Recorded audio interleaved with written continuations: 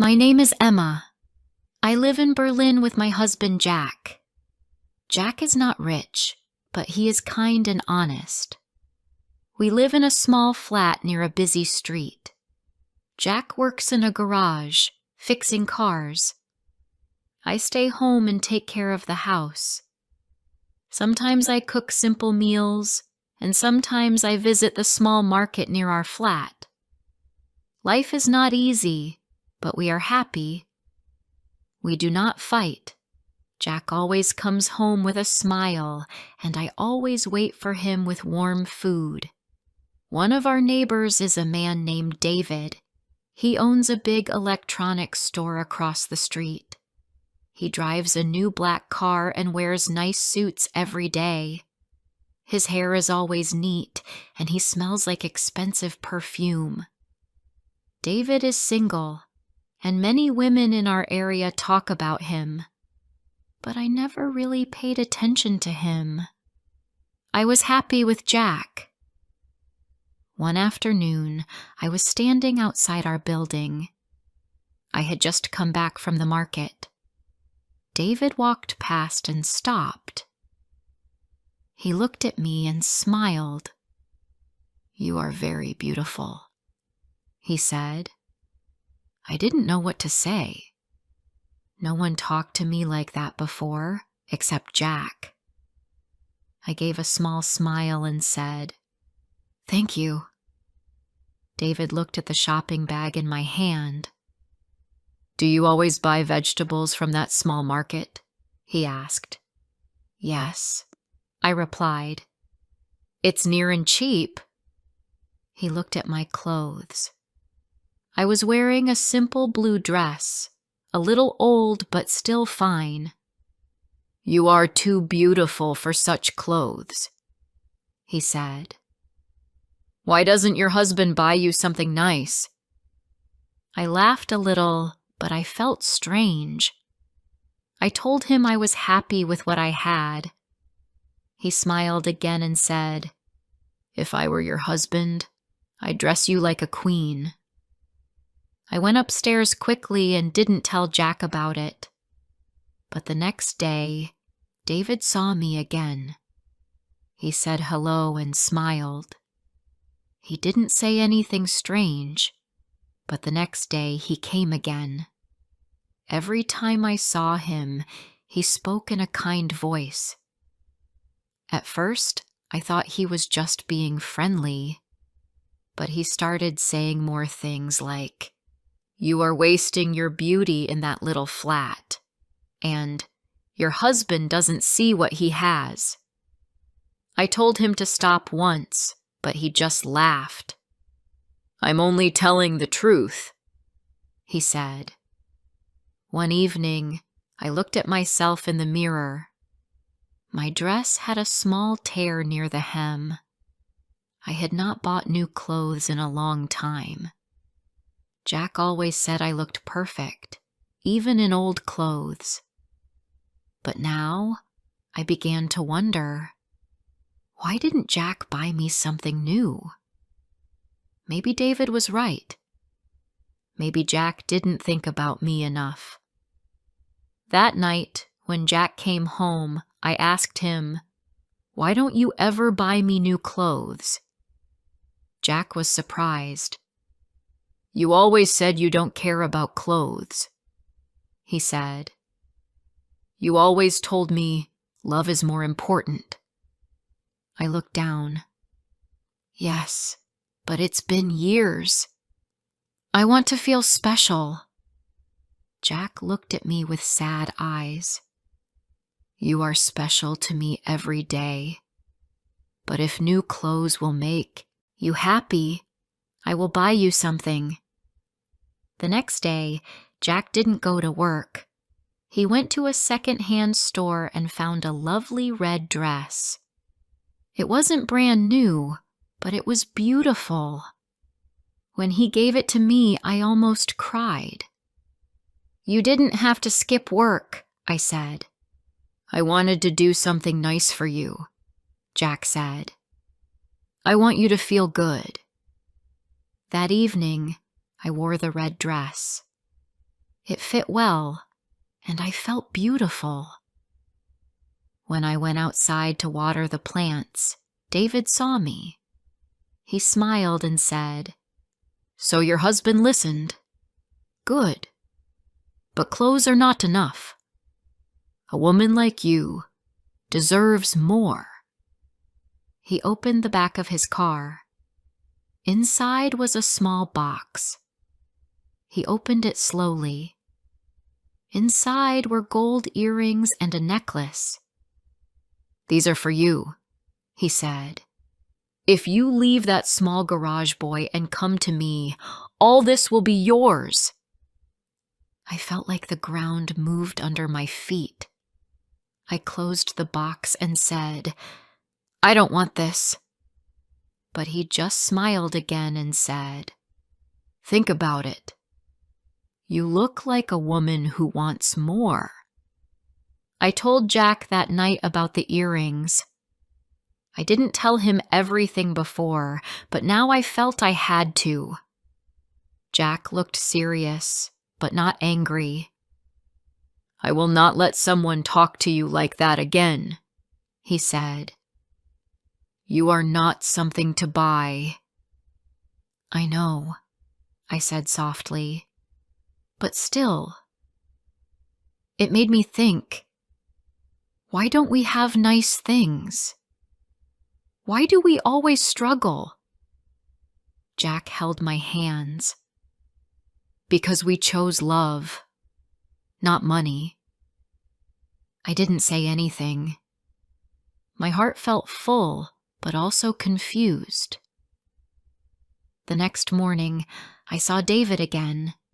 He waved at me from his car. I didn't wave back, but I still thought about what he said. I knew I loved Jack, but a small part of me still wondered what life would be like with more things, more comfort. That night, when Jack came home, he had a small box in his hand. "I used some of our savings," he said. "I got you something." I opened the box. Inside was a thin gold chain and a pair of small gold earrings. Not as shiny as David's, but they were beautiful. "I don't want you to feel less," Jack said. "Not when you are more to me than anything." I hugged him tightly. I didn't care where the gold came from. I just felt loved. But David didn't stop. The next day he said something new. "Gold is just the beginning. I can give you a better life. And more than that, I can do something your husband never can." "What do you mean?" I asked. "Magic," he said. "I can make miracles. I can change your life." I laughed, but he was serious. "Your husband gave you clothes and a chain. But love, true love, can do miracles. Can your husband do that?" That evening, I sat in silence. Jack noticed. "Are you okay?" he asked. I nodded, but I was not okay. I was beginning to wonder something dangerous. Was love enough? Before I share the rest of my story, I need to know, where are you listening from? Knowing someone hears me, understands me, gives me strength. The next morning, I stood by the window and watched Jack walk down the street toward the garage. He didn't see me looking, but I watched him until he disappeared behind the row of shops. He had left early again, even before sunrise. It was his day off, but he wanted to work extra hours. I knew he did it for me, and that made my chest feel heavy. I turned from the window and looked around our small flat. The kitchen tiles were chipped, the table was old, and the curtains were faded. I had never cared about these things before. I used to feel lucky just to share this space with someone who loved me. But something inside me had changed, and I didn't like it. I couldn't stop thinking about David's words, about what he had said with such ease, as if it were nothing to offer a new apartment, shiny gold, and a better life. That afternoon, David was waiting near the building again. I saw him leaning against his car as I returned from the shop. He waved and walked over before I could say anything. I told myself I should keep walking, but I didn't. "You look tired," he said, pretending to sound kind. "Still no miracle." "I told you not to come again," I said, my voice quiet. He smiled in a way that made me feel small. "I'm not here to make trouble. I just want you to see the truth.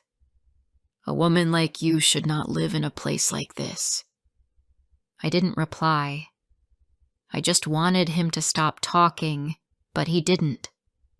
"Come with me," he said, "even just to see.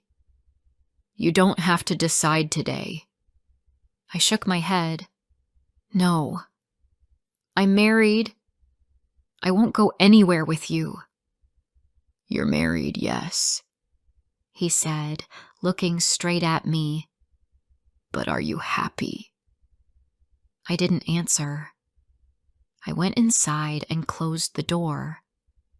I stood behind it for a long moment, listening to the sound of his car engine as he finally drove away. That evening, Jack came home later than usual. His hands were dirty, and he had dark circles under his eyes. He placed a small bag on the table.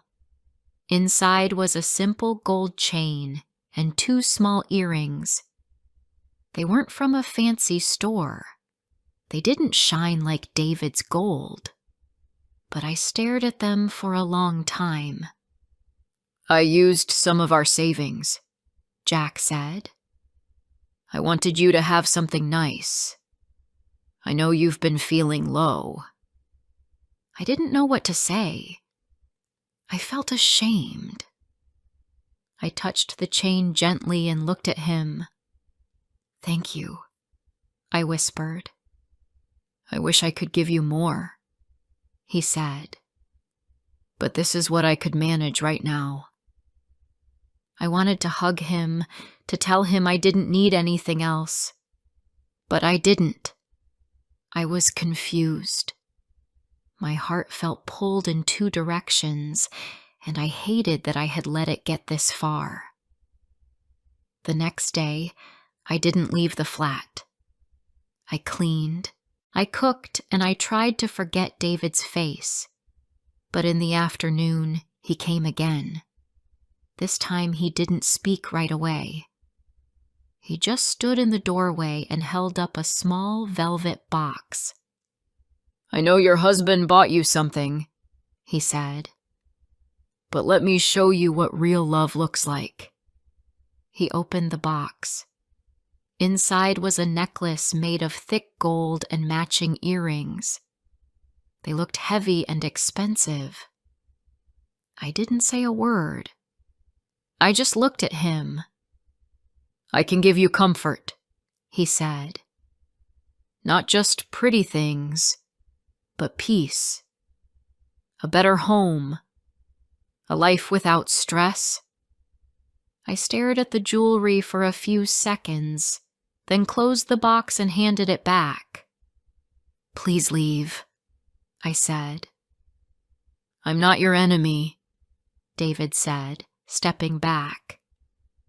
"But if you ever want more, you know where to find me." He left, and I sat down on the couch, my hands shaking. I didn't know who I was anymore. I had always believed in love. I had always believed in Jack. But now I felt lost. That night, I didn't eat. Jack noticed, but he didn't say much. After dinner, I asked him something I had never asked before. "Do you think love is enough?" Jack looked surprised.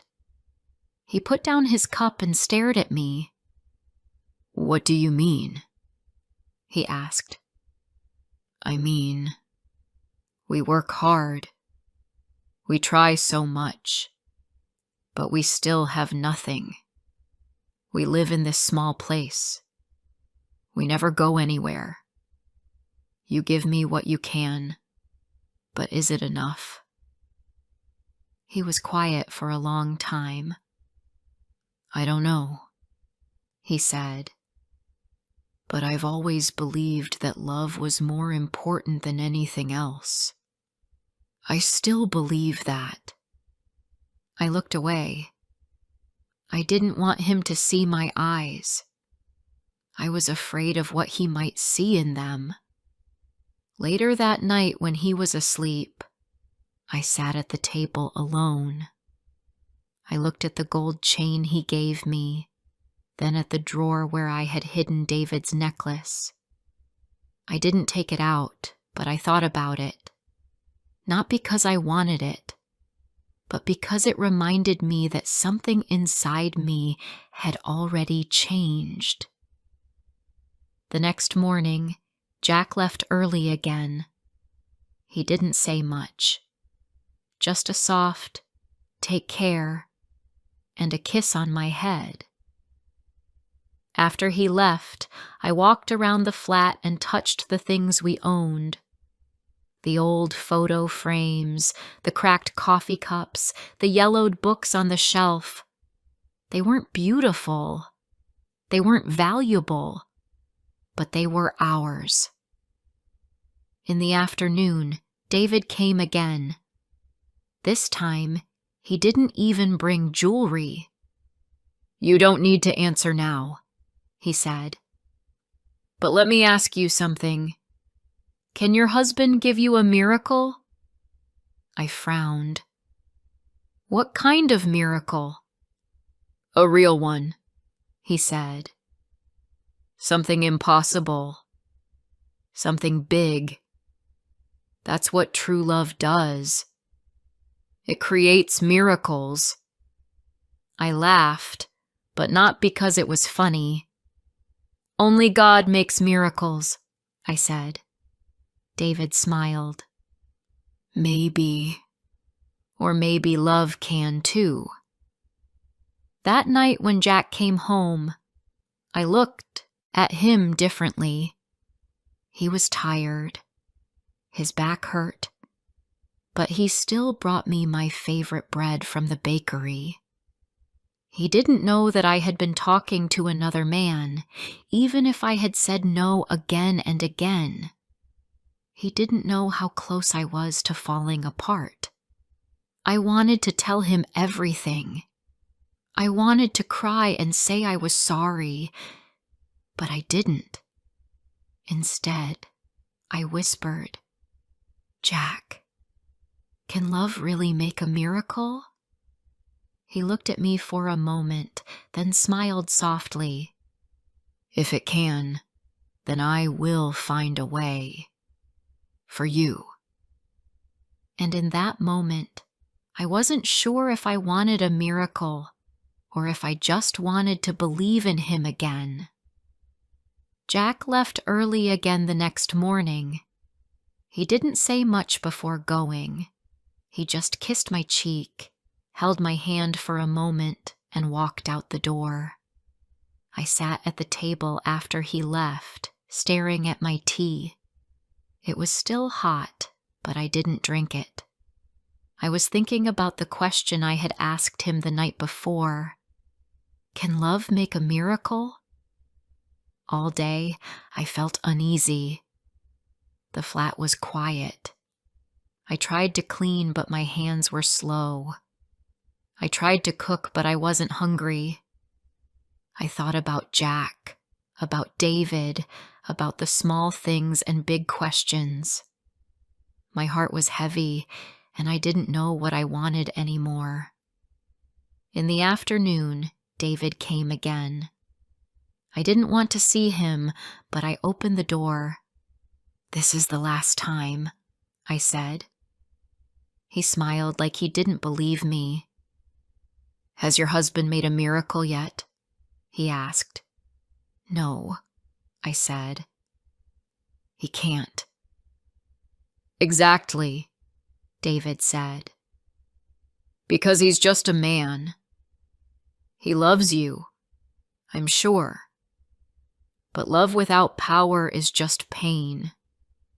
You live in a small flat, you wear secondhand clothes, you eat plain food. I'm offering you more." I looked at him carefully. I used to think he was charming, but now something about him made me feel cold. "And what do you want from me?" I asked.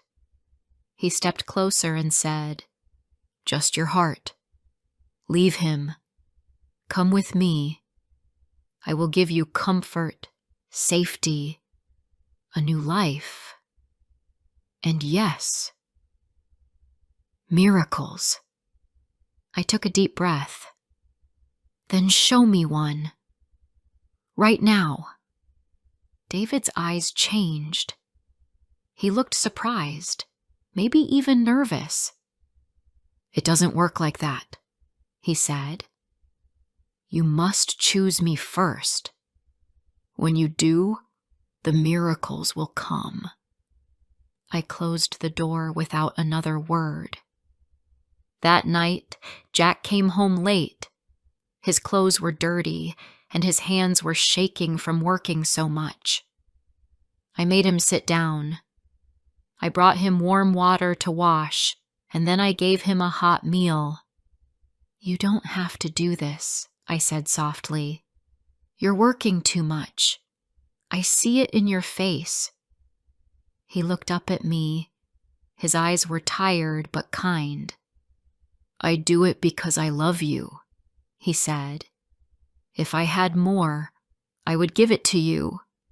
But for now, all I have is my time and my hands." I sat down beside him and held his arm.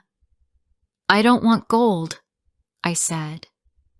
"I don't want clothes. I just want peace again."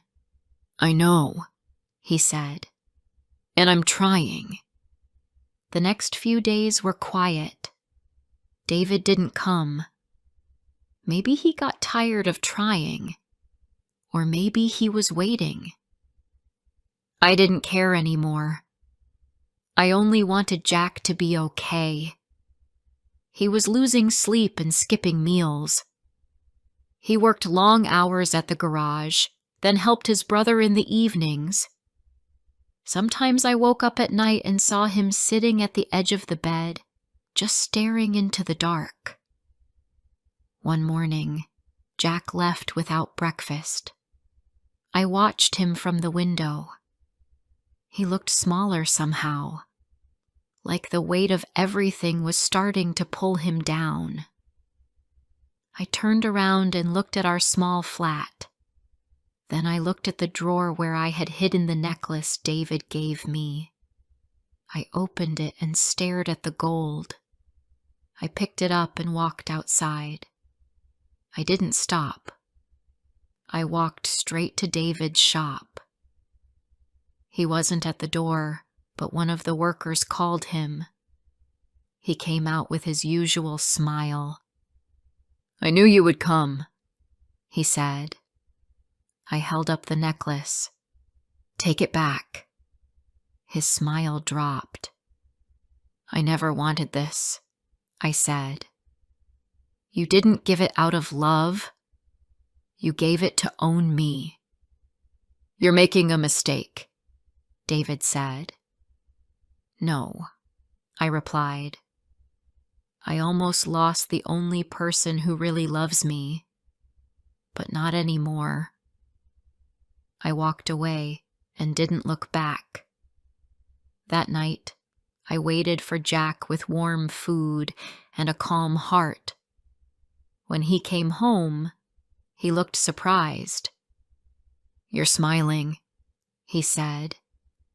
Yes, I answered. I had to do something today, and now I feel better. We ate together in silence, but the silence felt peaceful this time. After dinner, I told him everything. I told him about the necklace, about David's visits, about the things he said. Jack didn't interrupt me. He just listened. When I finished, I said, "I'm sorry. I was lost." Jack held my hand. "Thank you for telling me. That means everything." The next day, something surprising happened. Jack didn't go to the garage. He told me to get ready and wear something warm. I didn't know why, but I didn't ask. We walked together down the street, then onto a bus, and finally stopped at the edge of a park I had never seen before. There, under a tree, was a small wooden bench. On the bench was a red ribbon. Jack smiled at me. "I made this for you." I looked at the bench. It had 2 names carved into the wood, Jack and Emma. My eyes filled with tears. "I know it's not a real miracle," he said, "but it's mine. I made it with my hands. It's the best I could do." I sat down on the bench and touched the carving. It was rough, not perfect, but it was real. "It's more than a miracle," I whispered. "It's love." We sat there for a long time. We didn't speak much. We didn't need to. In the weeks that followed, something inside me changed. I stopped wishing for more. I started seeing the small things again. Jack's tired smile, the sound of his keys when he came home, the way he always made sure I got the last piece of bread. David stopped coming. I heard later that he moved to another part of the city. Maybe he found someone else to impress. But I didn't think about him anymore. One evening, Jack asked me, "Do you still believe in miracles?" I looked at him and smiled. "I do," I said. "And I married one." We all go through hard times, but stories like this can help us feel seen. Thank you for watching, and come back for more real moments.